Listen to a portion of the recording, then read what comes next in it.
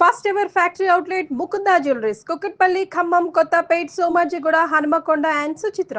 Welcome to Suman TV. నేను మీ Suman TV Nag. According to Vedic astrology కనుక మనం చూసుకుంటే గోచార రీత్యా జనరల్గా మ్యారిటల్ లైఫ్లో ఎలాంటి ఇష్యూస్ ఉండే అవకాశం ఉంటుంది, ఎస్పెషల్లీ మేషరాశి వారికి ఏ విధంగా ఉండే అవకాశం ఉంటుంది అనేది ఈరోజు మనతో పాటు వేదిక్ ఆస్ట్రాలజీ ఉమా గారు ఉన్నారు. అది వారి మాట్లాడి తెలుసుకుందాం. నమస్కారం ఉమా గారు. నమస్తే నాగరాజు గారు. జనరల్గా మనం చూసేటప్పుడు అంటే గోచార రీత్యా కొన్ని శాపాలు దోషాలు ఉంటూ ఉంటాయి ఏ రాశి వారికైనా సరే. ఎస్పెషల్లీ మ్యారిటల్ లైఫ్లో ఎలాంటి దోషాలు శాపాలు మేషరాశి వారికి ఉండే అవకాశం ఉంటుందంటారు అసలు? తప్పకుండా అండి. ఏదైతే మ్యారీడ్ లైఫ్లో వైవాహిక జీవితంలో ఇబ్బందులు రావడానికి వాళ్ళకి తెలియకుండా వాళ్ళు చేసుకున్నటువంటి కర్మ మూలాన 4 శాపాలు మన శాస్త్రంలో చెప్పబడ్డాయి. ఆ 4 శాపాల్లో ఏదైనా శాపం ఉన్నట్లయితే ఖచ్చితంగా వైవాహిక జీవితంలో వాటికి సంబంధించిన సమస్యలతో విడిపోవడం లాంటివి జరుగుతూ ఉంటాయి. ఉదాహరణకి 4 శాపాల్లో మొదటిది విత్త శాపము అంటారు. విత్త శాపము అంటే ధన మూలకంగా వచ్చేటువంటి సమస్యల ద్వారా మ్యారీడ్ లైఫ్లో విడిపోవడము. అంటే ఎవరైతే పూర్వీకులు కానీ లేకపోతే వంశస్థులు కానీ తరతరాలుగా ఈ యొక్క వ్యాపారంలో కానీ ఆర్థిక వ్యవహారాల్లో కానీ చేసినటువంటి చిన్న చిన్న తప్పులు, అవినీతి లేకపోతే ఇలాంటివన్నీ కూడా తరతరాలుగా వచ్చినటువంటి వీళ్ళకి వంశస్థులకి ధనమూలకంగా సమస్యలు రావడము, ధనలాభం లేకపోవడము, వ్యాపార నష్టాలు, తద్వారా వచ్చేటువంటి సమస్యల మూలకంగా మ్యారీడ్ లైఫ్లో ఇబ్బందులు రావడం అనేటువంటి జరుగుతుంటుంది. అండ్ రెండవది విషయ శాపము అని ఉంటుందండి. అంటే శుక్రబలము లేకపోవడము. దీన్ని జ్యోతిష్ చక్రంలో శుక్రబలం లేకపోవడంగా మనం గుర్తించవచ్చు. దీని మూలాన ఏం జరుగుతుంది అంటే అక్రమ సంబంధాల్లోకి వెళ్ళడం కానీ, పరస్త్రీ వ్యామోహం అనేటువంటిది పెరగడం కానీ, లేకపోతే భార్యాభర్తల మధ్యలో అనుమానాలు, అవమానాలు పెరగడము, నువ్వా నేనా అనేటువంటి పరిస్థితి రావడము, తద్వారా వచ్చేటువంటి సమస్యలతో వాళ్ళు విడిపోవడము, మనశ్శాంతి లేకపోవడము. బాగా గమనిస్తే విషయ శాపం మూలానే సంపాదించిన డబ్బంతా కూడా వేరే వ్యక్తి అంటే బయట ఉన్న అక్రమ సంబంధం పెట్టుకున్నటువంటి వాళ్ళకి దోచిపెట్టడం లాంటివి, తద్వారా వచ్చేటువంటి సమస్యలు చాలా ఇబ్బంది పెడుతూ ఉంటాయి. మూడవది వంశశాపము అని ఉంటుందండి. వంశశాపము అంటే సంతాన సమస్యలు రావడము. ఎవరైతే వంశస్థులు కానీ పూర్వీకులు కానీ పవిత్ర జీవరాశులైనటువంటి సర్పాలని చంపడం వల్ల కానీ, హింసించడం వల్ల కానీ, అవి కలిసినప్పుడు వాటిని విడగొట్టే ప్రయత్నం చేయడం మూలాన ఈ యొక్క వంశశాపం అనేటువంటిది రావడము, సంతానము కలగకపోవడము. వివాహం చేసుకునేదే సత్సంతానం కోసం కాబట్టి సంతాన శాపము రావడం మూలాన ఇద్దరి మధ్యలో అన్యోన్యత లోపించడము, ప్రేమ అనురాగాలు లేక విడిపోవడం అనేటువంటిది జరుగుతుంటుంది. నాలుగవది కర్మవశము అని ఉంటుంది నాగరాజు గారు. కర్మవశము అని అంటే పూర్వజన్మలో కానీ ఆ జన్మలో కానీ చేసినటువంటి తప్పుల వల్ల, కర్మల వల్ల విడాకులు తీసుకోవడము, లేకపోతే ప్రేమలో ఓడిపోవడము, ఆ సమస్యలు, లేకపోతే మరణించడము. చాలామంది చూస్తే చిన్న వయసులోనే షార్ట్ పీరియడ్ ఆఫ్ టైంలోనే పెళ్లి చేసుకున్న చాలా కొద్ది రోజులకే చనిపోవడం కానీ, తీవ్రమైన ఆరోగ్య సమస్యలు వచ్చి దూరం అయిపోవడం కానీ, ఇంట్లోంచి వెళ్ళిపోవడం కానీ చాలా రకాలుగా జరుగుతూ ఉంటాయి. ఇదంతా కూడా కర్మవశంలోకి వస్తుంది. అయితే ఈ యొక్క కర్మవశంలోనే ఈ యొక్క గొడవలు పడడం కానీ, పెద్ద మనుషుల్లోకి వెళ్ళడం కానీ, సెటిల్మెంట్స్ అవ్వడం కానీ, కోర్టులు, కేసులు, ఈ వ్యవహారాలు అంటే ఇంట్లో ఉండాల్సినటువంటి వైవాహిక జీవితం రోడ్డు మీద పడడము, యాక్సిడెంట్స్ అవ్వడము, ప్రమాదాలు జరగడము, ఇద్దరిలో ఒకరికి అవయవ నష్టం అనేటువంటి జరగడం, ఇవన్నీ కూడా కర్మవశం వల్ల సంభవిస్తాయి. మేషరాశి వారికి జనరల్గా అంటే మీరు చెప్పినటువంటి 4 శాపాల్లో దోషాల్లో ఏమి ఎక్కువగా ఉండే అవకాశం ఉంటుందండి జనరల్గా? మేషరాశి వాళ్ళకి ఒరిజినల్ 7th హౌస్ వచ్చి శుక్రుడు కాబట్టి తుల సూచన చేస్తుంటుంది కాబట్టి విషయ శాపం అనేటువంటిది చాలా ఎక్కువగా వస్తుందండి.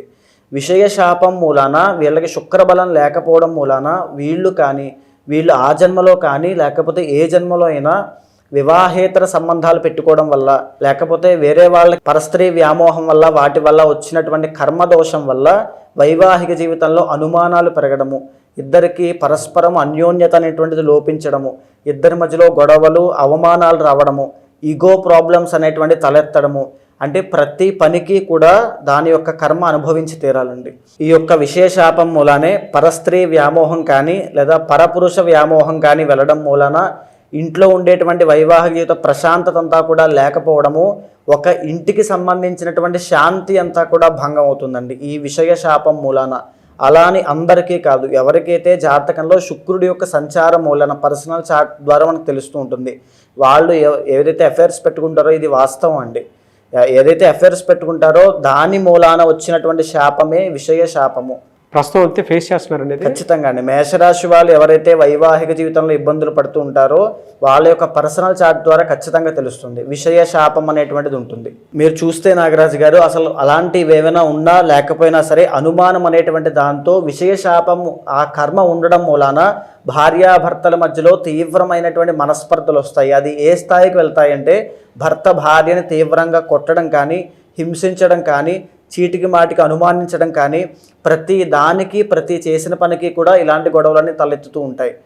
సో ఇదంతా కూడా విషయ శాపం మూలానే సంభవిస్తూ ఉంటాయి. అలాంటి వాళ్ళు ఎవరైనా సరే ఆడవాళ్ళు ఖచ్చితంగా మీరు ఫేస్ చేస్తూ ఉంటే విషయ శాపం అనేటువంటిది మీ జాతకంలో ఉందమ్మా. దాని మూలానే మీకు ఇబ్బందులు వస్తూ ఉంటాయి. ఖచ్చితంగా పర్సనల్ చార్ట్స్ చూసుకోండి. మీరు చూస్తే నాగరాజు గారు సెల్ ఫోన్లు చెక్ చేయడం కానీ, లేకపోతే వాయిస్ రికార్డింగ్లు పెట్టుకుని బెదిరించడం కానీ, ఇలా చేసావు అలా చేసావు అని చెప్పి తోలనాడడం కానీ, 10 మంది మధ్యలో అవమానించడం కానీ, ఇవన్నీ కూడా అంటే ప్రతి దానికి అనుమానము ఏదో ఉంది, పరస్త్రీతో సంబంధం కానీ పరపురుషుడితో సంబంధం ఉంది అని చీటికి మాటికి అనేటువంటి పరిస్థితి వస్తుంది అంటే అది విషయ శాపం మూలానే ఎక్కడి నుంచో జన్మల నుంచి వచ్చినటువంటి శాపం అండి అది. అయితే రెండవది ముఖ్యంగా మేషరాశి వాళ్ళకి ఏ రకంగా ఈ వైవాహిక జీవితంలో వస్తాయంటే విత్త శాపము. నాగరాజు గారు, విత్త శాపం అనేటువంటిది ఉందా లేదా తెలుసుకోవడానికి ధనస్థానము లాభస్థానాన్ని గమనించాలి. ధన లాభస్థానాల్లో రాహు కేతువులు కానీ, శని భగవానుడు కానీ సంచారం చేస్తుంటే ఖచ్చితంగా విత్త శాపం అనేటువంటిది వస్తుంది. పైగా కుజదోషంలో 12వ స్థానంలో కుజగ్రహ సంచారం కూడా విత్త శాపానికి కారణం అవుతుంది. విత్త శాపము ఎవరికైతే జాతకాల్లో మేషరాశి వాళ్ళకు ఉంటుందో వాళ్ళకి ఆ యొక్క జాతకాల్లో ఉన్నటువంటి వ్యక్తులకి డబ్బు అనేటువంటిది నిలబడకపోవడము, ఎంత సంపాదించినా కుండకి చిల్లు పెట్టినట్టుగా వెళ్ళిపోవడము, తరువాత ఆ డబ్బంతా కూడా వేరే వాళ్ళు అనుభవించడము, వీళ్ళు సంపాదిస్తే వేరే వాళ్ళు అనుభవించడము, తరువాత వ్యాపారంలో తీవ్రమైనటువంటి నష్టాలు పోవడము. మీరు చూస్తే చాలామంది మిడిల్ క్లాస్ ఫ్యామిలీస్ అయినా ఎవరైనా సరే బాగా సంపాదించిన డబ్బు కూడబెట్టి చిన్న చీటీ కట్టి దాంట్లో మోసపోతూ ఉంటారు. ఇదంతా కూడా విత్త శాపంలోకి వస్తుంది నాగరాజు గారు. మోసపోవడము, దొంగలింపబడము, అప్పుల పాలైపోవడము, వ్యాపార నష్టాలు, ఉద్యోగము లేకపోవడం, అంటే సంపాదన లేకపోవడం, ఇదంతా కూడా విత్త శాపంలోకి వస్తుంది. ఈ విత్త శాపం మూలకంగానే వైవాహిక జీవితంలో సమస్యలు వస్తాయి. తద్వారా గొడవలు అవ్వడము, విడాకులు అవ్వడము, విడిపోవడము, విభేదాలు, ఇవన్నీ కూడా ఈ విత్త శాపం నుంచి ఎక్కువగా ప్రారంభమవుతాయి. దీనికి రెమెడీ ఏంటి సార్ అసలు జనరల్గా? దీనికి రెమెడీ వచ్చేసి ముఖ్యంగా మనము ఒక్కొక్క శాపానికి ఒక్కొక్క తాత్కాలిక రెమెడీ చెప్పుకోవచ్చండి. విత్త శాపం అనేటువంటిది డబ్బు నిలబడకపోవడం, దానికి ప్రతి పౌర్ణమి నాడు ఉదయము అమ్మవారికి మహాలక్ష్మీదేవికి లక్ష్మీ కుబేర పూజ అనేటువంటి ప్రతి పౌర్ణమికి ఇంట్లో ఆచరించాలి.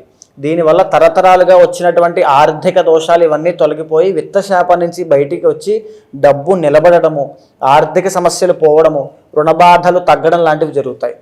తరువాత ఏదైతే విషయ శాపం అనేటువంటిది ఉందో దానికి సంబంధించి పర్సనల్ చార్ట్ చూసిన తర్వాత శుక్రబలాన్ని, చంద్రబలాన్ని గమనించి, ఈ విత్త శాపము కూడా అంతే నాగరాజు గారు. ఏదైనా సరే పర్సనల్ చార్ట్ చూసిన తర్వాత ఏ శాపం ఉంది, లేకపోతే ఎలాంటి దోషం వల్ల, ఏ గ్రహ దోషం వల్ల అది సూచన చేయబడుతుందో తెలుసుకుని దానికి సంబంధించిన అధిదైవాలకి ఈ యొక్క యాగం అనేటువంటిది జరిపించడం వల్ల శీఘ్రముగా వెంటనే వాళ్ళకి దోషం అనేటువంటిది పోతుంది. ఎలా అంటే ఏ రోజు వీళ్ళు జనరల్గా చేసుకుంటే బాగుంటుంది? వీళ్ళ వైవాహిక జీవితంలో సమస్యలు పోవడానికి, తగ్గడానికి మంగళవారం రోజు సుబ్రహ్మణ్య స్వామికి పంచామృతాలతో అభిషేకం చేస్తే, అలా ఒక 16 వారాలు చేసినట్లయితే ఖచ్చితంగా గొప్ప ఉపశమనం అనేటువంటిది వీళ్ళు చూస్తారు. Anyways thank you so much Uma గారు. అయితే గోచార రీత్యా చూసుకుంటే ఈ విధంగా ఉంది అని చెప్పేసి చెప్పారు కదా మీరు. పర్సనల్ చార్ట్ ప్రకారము, వారి వ్యక్తిగత జీవితం ప్రకారం, అంటే ఆ జాతకంలో ఏముందో తెలుసుకోవాలి అనుకున్నట్టు చాలామంది ఉంటారు. ఈ దోషంలో ఉన్నారా లేదా అనేటువంటి దానికి మిమ్మల్ని అప్రోచ్ అవ్వాలి అంటే ప్రాసెస్ ఏంటండి? తప్పకుండా అండి. ఇప్పుడు మనం మాట్లాడుకునేటువంటి అంశం అంతా కూడా ఈ యొక్క జ్యోతిష శాస్త్ర పరంగా ఏదైతే శాపాలు చెప్పబడ్డాయో అది రాశిరీత్యా ఒక డిఫాల్ట్ బ్లూ ప్రింట్లా మనం మాట్లాడుకున్నాము. కానీ ఏదైతే మీ పర్సనల్ చార్ట్ ఉంటుందో యూనిక్గా మీకు మాత్రమే time of birth, place of birth, ఈ యొక్క డేట్ ఆఫ్ బర్త్ బట్టి ఉంచబడుతుందో దానిని చూసిన తర్వాత ఏదైతే శాపము మూలకంగా, ఏదైతే దోషం మూలకంగా మీకు సమస్యలు వస్తున్నాయో చూసి దానికి తగినటువంటి శాంతి పరిహారములు ఆచరింప చేసినట్లయితే తక్షణమే శీఘ్రముగా ఇమీడియట్ రిజల్ట్స్ అనేవి మీకు ఉంటాయి. అలాంటి వాళ్ళు ఎవరైనా ఉంటే ఖచ్చితంగా కింద కనిపించేటువంటి నెంబర్కి కాల్ చేస్తే తప్పకుండా మీ యొక్క పర్సనల్ చార్ట్ చూసిన తర్వాత మీకు మంచి సజెషన్స్ ఇస్తాను. Anyways thank you so much Uma గారు. చూసారు కదండి వీడియో. ఈ వీడియోపై మీ అభిప్రాయాన్ని కమెంట్ బాక్స్లో పోస్ట్ చేయండి. ముఖ్యంగా మీరు కనుక మీ వ్యక్తిగత జాతకం ప్రకారం ఏ విధంగా ఉంది ఏంటి అని జాగ్రత్తలు పడి ఈవెన్ వైఫ్ అండ్ హస్బెండ్ రిలేషన్షిప్లో ఉన్నా లేదు అని అంటే జనరల్గా కెరీర్ పాయింట్లో నుంచి చూసినప్పుడు మీ వ్యక్తిగత జాతకం ప్రకారం ఏ విధంగా ఉండే అవకాశం ఉంటుందని మీరు తెలుసుకోవాలనుకున్నా కూడా స్క్రీన్ మీద ఉమా గారి కాంటాక్ట్ నెంబర్ కనిపిస్తుంది. దాన్ని మీరు కాల్ ఆర్ మెసేజ్ వాట్సాప్ చేసి మీరు డెఫినెట్గా అపాయింట్మెంట్ బుక్ చేసుకోవచ్చు. అండ్ ఈ వీడియో లైక్ చేయండి, షేర్ మాత్రం తప్పకుండా చేయండి. ఇలాంటి మరిన్ని వీడియోస్ కోసం మా ఛానల్ ఫాలో అవ్వండి. Thank you.